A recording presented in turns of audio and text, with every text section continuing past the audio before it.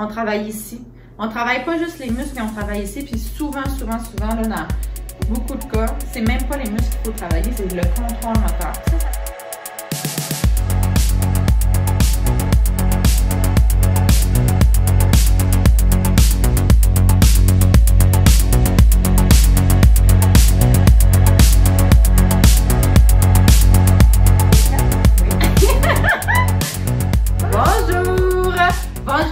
Et bienvenue à toutes et à tous, bienvenue sur NeuroGym en ligne. Francine et moi, on est très contents d'être avec vous dans une nouvelle capsule vidéo.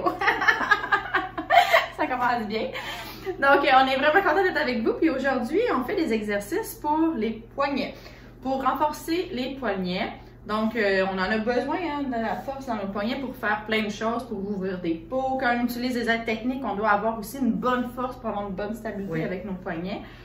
Donc, c'est souvent des articulations qui sont oubliées dans nos exercices, là, dans le programme d'exercice. Ouais. Mais si on a des problématiques, ça peut créer au poignet des faiblesses, ça peut créer des problèmes aussi un peu plus haut aux épaules.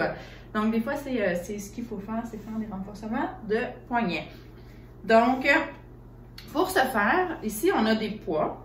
Des poids qu'on peut prendre, là, qu'on peut faire l'appréhension facilement.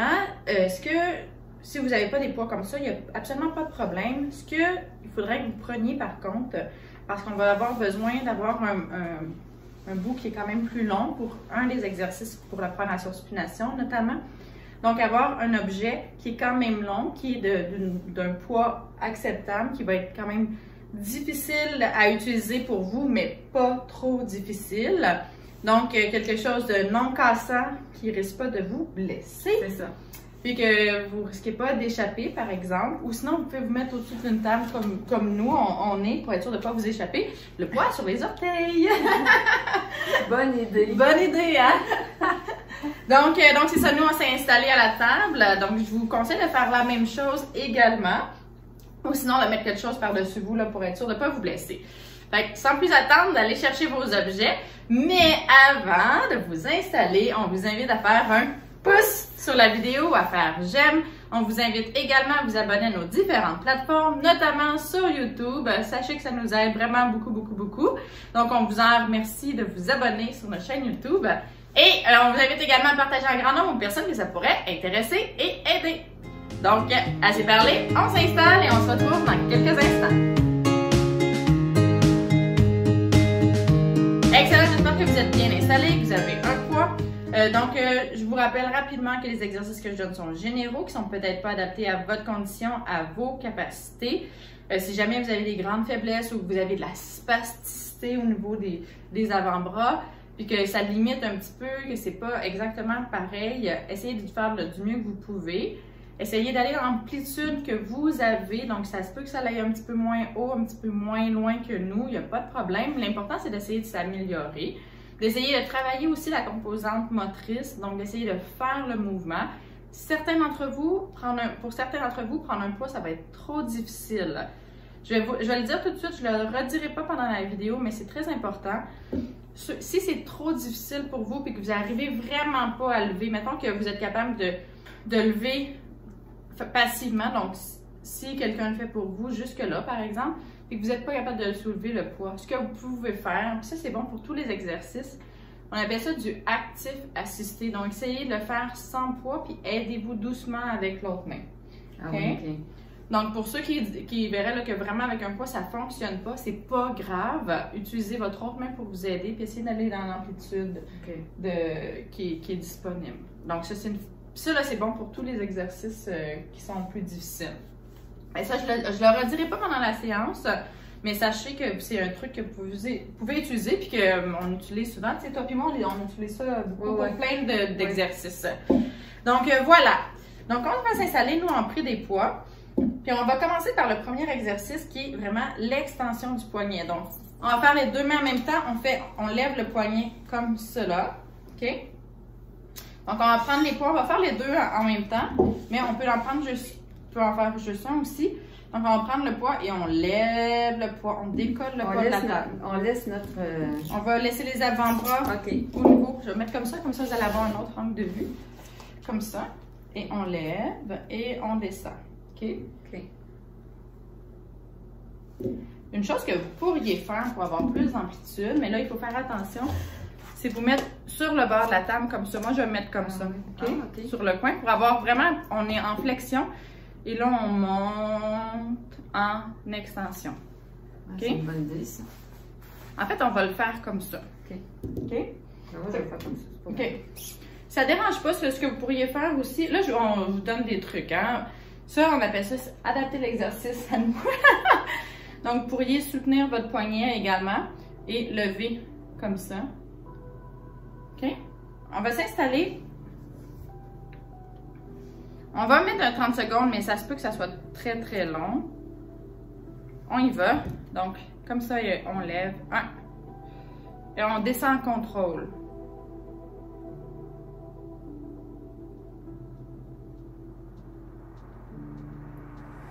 Quand le muscle est très ferme, ça peut shaker et donner des petits coups, des petites saccades.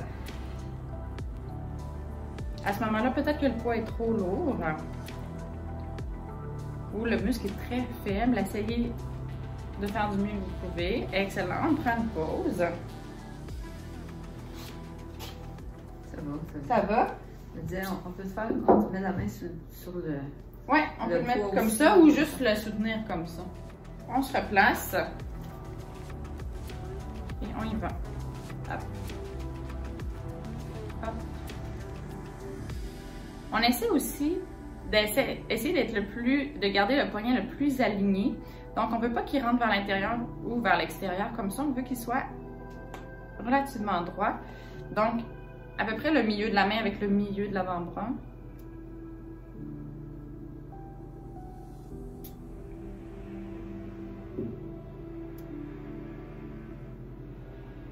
Un dernier. Excellent, on prend une pause. Donc, ça peut chauffer un petit peu si les poids sont très lourds. Comment ça chauffe un petit peu, là. En plus, c'est pas mon côté qui est le plus fort que je fais. donc voilà, ça se peut que ça travaille fort. C'est normal, hein? C'est pas nécessairement parce qu'on est en train de se blesser. Quand un muscle travaille fort, Ouais. il devient chaud, là, puis ça peut être inconfortable. Puis, ça se peut que, à ce moment-là, si c'est vraiment trop inconfortable, faites-en moins. Arrêtez, faites pas la 3e série ou faites-en moins. Mais sachez que c'est normal. OK, on s'installe. Dernière série. Et hop. Hop. Hop.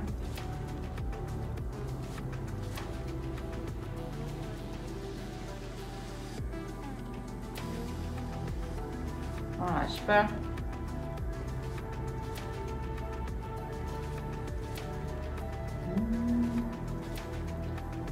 Ça va, Francine? Oui, ça va. Yes! Excellent, super. Parfait. Donc, maintenant, on va faire l'inverse, on va faire la flexion. Donc, la paume de la main vers le plafond et on relève comme ça. OK?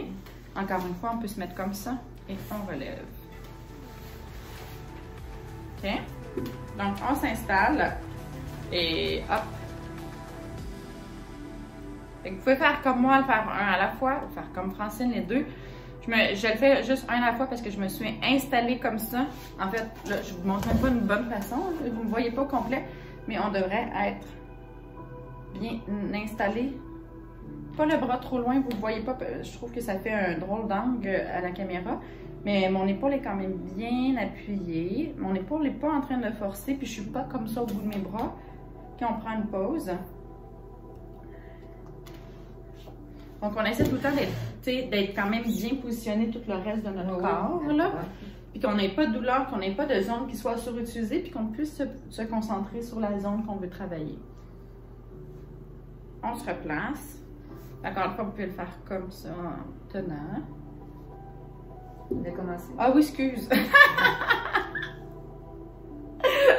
Oups. On lâche pas.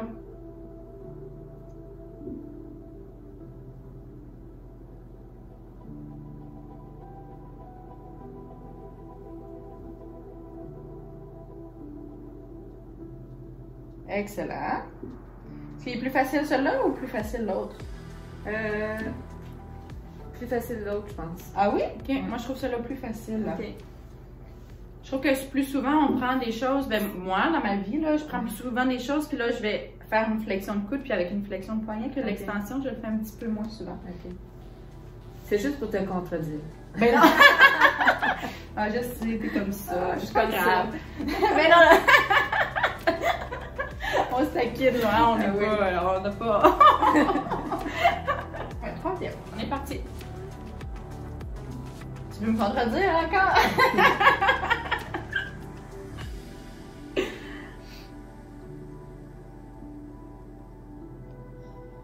J'essaie de voir dans quel contexte on fait plus souvent l'extension avec de la charge. Comme ça. Je sais pas. C'est quand même très utile l'extension pour aller chercher des choses, pour aller... Puis les gens qui ont une lésion médulaire, au niveau cervical haut, on n'aura souvent pas de flexion des doigts, donc ils vont utiliser l'extension pour faire de la ténodèse. À ce moment-là, vous ne pourrez pas nécessairement utiliser, pas comme ça, mais juste le faire contre gravité. J'en ai pas parlé au début, mais juste comme ça, des fois, c'est déjà suffisant. Les gens vont utiliser ça parce qu'on appelle ça la ténodèse. C'est que quand on lève le poignet, les doigts se referment automatiquement par les tensions qu'il y a déjà, puis un peu la gravité, là, mais par les tensions, avec les doigts, les gens, ils vont souvent avoir les doigts qui vont se recroqueviller comme ça à la longue, puis ils vont utiliser ça pour être capable de prendre quelque chose. Donc, s'ils veulent prendre quelque chose, ils vont faire une extension, puis ils vont maintenir comme ça. Donc, c'est très important d'avoir une bonne extension de poignet pour les gens qui ont une tétraplégie cervicale haute. Ah, OK. Ouais. Avec une petite notion d'information. Puis pour les gens qui nous écoutent, que c'est votre situation, de toute façon, habituellement, les gens le savent. C'est quelque chose qu'on va travailler très, très rapidement en réadaptation parce que c'est très fonctionnel, hein, d'être capable de faire de l'appréhension. C'est vraiment, vraiment important dans notre vie de tous les jours, là. Excellent. Donc, maintenant, ce qu'on va travailler, c'est la pronation-supination. Donc, tourner, dans le fond, là, c'est plus, c'est le poignet, mais c'est tout l'avant-bras. Fait que la supination, c'est quand on emmène la paume vers le haut. La pronation, c'est comme si on voulait prendre quelque chose. On tourne la paume vers le bas. Fait que là, on va prendre le poids. C'est pour ça que je voulais qu'on ait un poids qui était long. Là, vous allez prendre le poids à une distance qui va être assez difficile pour vous, mais faisable. Plus on le prend au bout, plus le bras de levier de ça est grand, plus le poids, la charge va être importante, plus on va devoir forcer. Fait que si on fait ça comme ça, c'est très difficile, prenez-le plus au milieu, il va avoir un moins grand bras de levier, ça va être plus facile. Fait que si vous avez pris un objet qui est très long, des fois on fait ça avec des marteaux par exemple, là, il y a la charge au bout. OK? Fait que là, vous adaptez, c'est la façon d'adapter l'intensité, la difficulté de l'effort. Et on tient et on tourne en contrôle et on tourne comme ça. Mettez-vous pas au bout de votre bras, gardez une flexion au niveau du coude et de l'épaule et on va faire comme ça. Je vais faire les deux en même temps. Je vais mettre devant vous comme ça. Je vais commencer par le milieu parce que je suis pas certaine si j'ai la force. Ben c'est bon ça. Commencez par plus facile puis après ça, vous réduirez. Là. OK? On y va. Donc, on va aller vers l'extérieur. Donc, supination, on tourne vers l'intérieur. Pronation. Là, j'ai enlevé mes coudes là, pour... Faites attention aussi, pour bien vous montrer, si jamais vous le faites, là, il ne faut pas que vous fassiez ça. Hein? Fait, si jamais vous n'êtes pas à côté. Gardez vos coudes à côté, on les garde le long du corps et c'est juste les avant-bras qui bougent. Oh, okay. Le long du corps, comme non, ça. non, t'es correct, t'es correct. Tu pas... Parce que ceux qui... Des fois, les gens ils vont le faire dans les airs, ou là, ils vont le faire comme ça, puis comme ça. Vous voyez le mouvement, là, ça, faites pas ça, là, c'est le mouvement, il vient des épaules, OK? On arrête. Ça m'arrive, je le dis parce que ça m'arrive de le voir, là, parce que c'est difficile, c'est un peu difficile à comprendre ce mouvement-là. Ben, c'est pas un mouvement qu'on fait de façon isolée très, très souvent ou consciemment, là, c'est un petit peu plus difficile à... Puis si on a des faiblesses, on va avoir tendance à vouloir compenser. Puis souvent, l'épaule va être... Si l'épaule est un petit peu plus forte, on va compenser avec l'épaule. OK, on y va. On refait. Donc, supination. Pronation. Supination.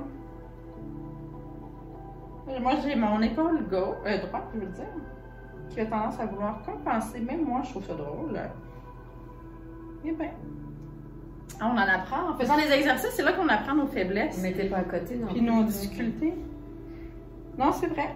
Ça fait toute la différence. Ben, mon côté droit n'est pas à côté, mon côté gauche est à côté. Je sens très bien les forces dans mon épaule d'ailleurs.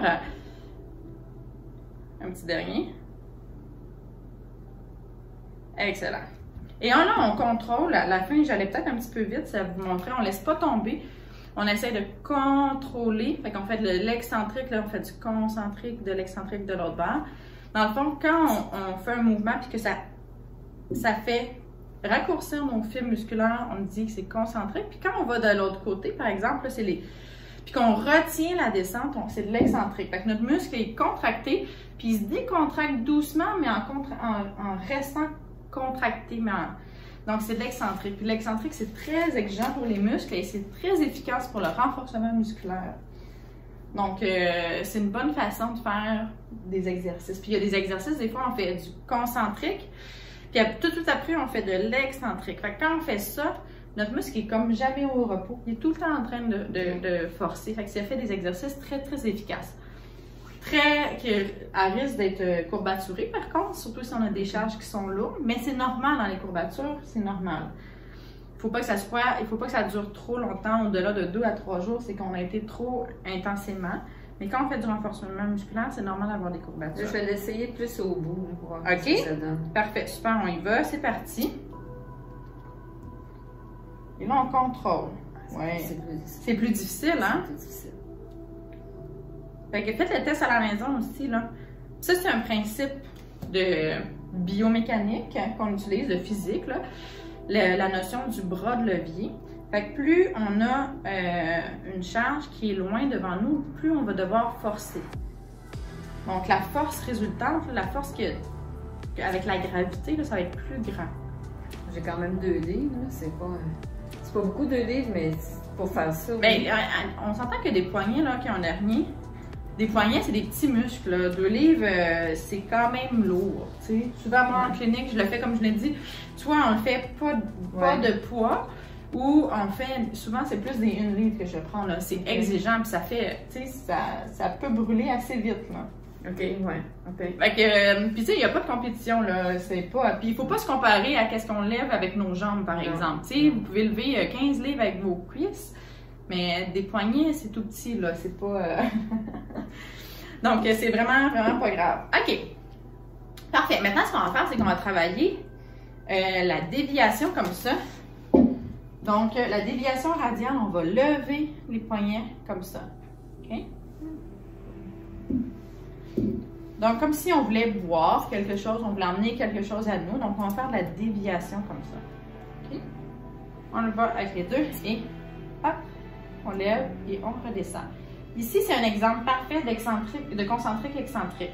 Quand on lève, c'est notre muscle qui travaille en concentrique et quand on redescend, on y va en contrôle, on est en excentrique. On fait ça comme ça. Là, on ne s'accote pas le... On n'appuie pas notre bras. Non, essayez de le lever, on travaille les biceps en même temps. Sinon, vous pouvez vous mettre comme ça. Là, je suis un peu loin. Il faudrait que je m'assoie plus proche. Parfait. On prend une pause. Donc, ce que je vais faire, je vais le faire bien. Vous ne me verrez pas le visage. Je dois dire que c'est de ma faute. Je suis désolée. J'ai oublié... j'ai oublié ma carte SD pour ma caméra. Puis on n'avait pas de trépied pour le téléphone cellulaire, fait qu'on filme à la bonne franquette avec un téléphone mis sur une chaise. Donc on est un petit peu limité dans les settings de caméra. C'est ma faute, j'en suis vraiment désolée. C'est pas grave, on fait des exercices pareils. On y va, c'est ça. L'important c'est qu'on fasse les exercices. Donc on s'installe et c'est parti. Donc comme ça, et là on lève. Excellent. Je vais m'asseoir un petit peu plus haut, là, vous ne me verrez pas.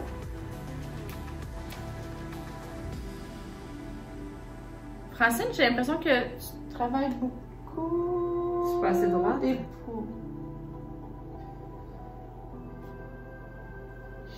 Il y a un mouvement qui n'est pas exactement, mais là, je vais me mettre comme ça. OK, Francine, ce qu'elle fait, c'est qu'au lieu de revenir droite comme ça, elle revient en extension. Ah ouais? Ouais. On va placer, là. C'est pas par rapport à... Non, non, c'est pas par rapport à comment tu es placé sur ta chaise. Non, mais c'est le mouvement. OK. Donc, ça, c'est une compensation. Là, on doit lever comme ça. On veut que le milieu, la ligne entre notre pouce puis notre index soit alignée avec le milieu de notre avant-bras. Donc, on lève comme ça. OK? Mais Francine, elle lève en extension un petit peu. Tu lèves par là. Ah oui? OK? Oui. Moi, je veux que tu lèves juste comme ça. Okay. Tu vois, tu vas vraiment chercher une grande extension. Mets-toi en neutre. Flexion, extension neutre et lève comme ça. OK? Ça, c'est une notion de contrôle moteur. C'est vraiment difficile. Ça m'arrive souvent dans les cas de blessures au poignet, justement, des tendinopathies, des tendinites au niveau des avant-bras, que la biomécanique, elle est pas idéale. Fait que dans le fond, Francine, ce qu'elle fait, là, je vais prendre une petite capsule, ceux qui veulent pas m'écouter, puis qui veulent pas que je trouve que je parle trop, skipper à l'autre, sauter quelques secondes. Mais pour moi, c'est important parce que ça m'arrive quand même régulièrement de voir ce genre de choses-là en clinique et de traiter. C'est que Francine, elle veut faire une déviation radiale, donc juste lever comme ça, mais elle va chercher de l'extension. Ça veut dire que, puis là, c'est vraiment difficile pour elle de contrôler puis pas faire l'extension. Ça veut dire que ces extenseurs du poignet sont surutilisés. Quand elle veut faire un mouvement qui ne requiert pas d'extension, elle va aller faire de l'extension. OK? Donc, puis il y a aussi, ça peut frotter, les tendons peuvent frotter à certains endroits, puis ils vont surtout être surutilisés. Fait qu'à la longue, ça va faire de l'inflammation. Il va y avoir de la fatigue, puis ça va faire de l'inflammation. Puis dans les cas comme ça, dans les cas de tendinopathie, par exemple, ce qu'on va travailler, c'est là, je te ferai travailler sans poids, puis travailler juste le contrôle. Donc, juste, au lieu de faire une déviation, puis d'aller en extension comme ça, juste travailler comme ça, puis même de mettre des repères, puis dire non, va pas plus loin que ça. Comme ça, tu es capable de le faire. As-tu besoin de te concentrer beaucoup? Oui. OK? J'ai besoin de me concentrer. Elle a vraiment besoin de se concentrer beaucoup. Mais elle est capable, tu sais, ses muscles sont assez forts, là. C'est juste qu'elle a dû développer pour X raisons, on ne sait pas tout le temps, il n'y a pas tout le temps une raison qu'on peut identifier, une compensation comme ça, qui est restée. Puis après ça, la biomécanique est déficiente. Peut-être aussi, c'est le fait que quand on utilise ces aides techniques, on est souvent en extension. Ça peut être ça, mais juste que sachez que, oui, parce que quand on prend le déambulateur, j'ai tout le temps la main comme ça. OK. Mais c'est ça, tu sais. Fait que ça se peut que ça soit à cause de ça, mais ça va pas toujours créer des problèmes, mais ça peut causer des problèmes. Puis quand il arrive des douleurs, puis là qu'on fait faire des mouvements purs, puis qu'on se rend compte qu'il y a ces déviations-là, là, il faut corriger ça. Parce que souvent là, c'est un des éléments qui a causé les douleurs, les tendinopathies. OK? Fait que là, réessaye avec le poids. Je vais faire un poids. Fais-le un à la fois. Okay. Fait que, fini la période de parlage, on repart. Donc, déviation, on lève comme ça. Tu sais, le mouvement n'est pas... Fait que c'est ça. Vous avez à peu près le milieu... J'ai coupé ma phrase, là. Le milieu où ça fait un V entre votre pouce et votre doigt. Vous voulez qu'il soit à peu près aligné avec le milieu de votre avant-bras. Fait qu'on ne veut pas dévier comme ça, ni en flexion. Peut-être que certaines personnes vont aller en flexion. Ça n'a pas besoin d'être parfait. Si vous avez de l'oscillation, essayez de réduire cette oscillation-là. Quand on fait un mouvement pur, c'est que, puis qu'on fait comme ça, une déviation par exemple, là on a d'un côté les extenseurs, de l'autre côté les fléchisseurs. Pour avoir un mouvement linéaire, nos fléchisseurs et nos extenseurs doivent co-contracter, mais ils doivent être synchronisés. Fait qu'ils contractent juste pour maintenir l'alignement, pour nous permettre de solidifier le poignet, par exemple, puis d'aller dans ce sens-là. Quand il y a un manque de contrôle, puis ça, dans les conditions neurologiques, ça arrive souvent. Là, un va tirer, on va aller un petit peu en extension. Là, l'autre va réagir, mais en retardement. Fait que là, on va aller en flexion. Là, j'exagère. Et ça va faire des oscillations comme ça. Fait que pour travailler le contrôle moteur, on essaye d'aller de façon plus linéaire, doucement, puis d'y aller de façon linéaire. Ça aide beaucoup dans les tâches motrices, ça.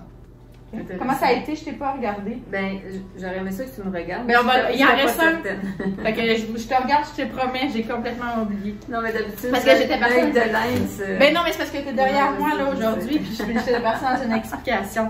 Notre setup là, c'est pas le meilleur, mais c'est pas grave. C'est pas grave, les informations sont là pareil. Exact, c'est ça important. Les deux en même temps. OK, on y va. C'est parti. Oh.